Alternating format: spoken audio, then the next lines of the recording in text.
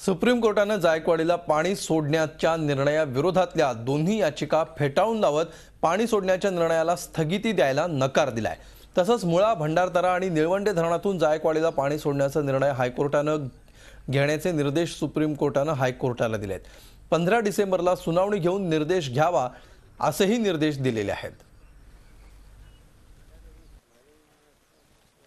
2.75 TMC तिथं बेसिनमध्ये पोहोचलंय आणि the remaining water it will take a time. जर तुम्ही आज जर स्टे दिला तर जे पाणी वाहून येणार आहे त्या पाण्याचा भरपूर नाश होणार आणि ते कोणालाच त्याचा फायदा होणार नाहीये। त्यामुळे एकदा पाणी रिलीज करण्याची ऑर्डर झाली, अशी ऑर्डर स्टे करू नये अशी आम्ही विनंती केली। सुप्रीम कोर्टाने त्यांना स्टे देण्यास नकार दिला आणि सुप्रीम कोर्टाने असे ऑब्झर्वेशन सुद्धा केलेत की म्हणजे ड्रॉट एरियामध्ये बरेचसे लोकांचं जीवन पण गेलेलं आहे।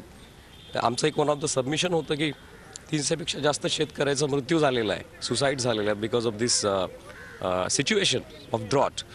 तर हे सगळं लक्षात घेऊन त्यांनी स्टे देण्यास नकार दिला आणि हायकोर्टाला आदेश दिले की तुम्ही हे प्रायोरिटी बेसिसवर डिसाईड करा।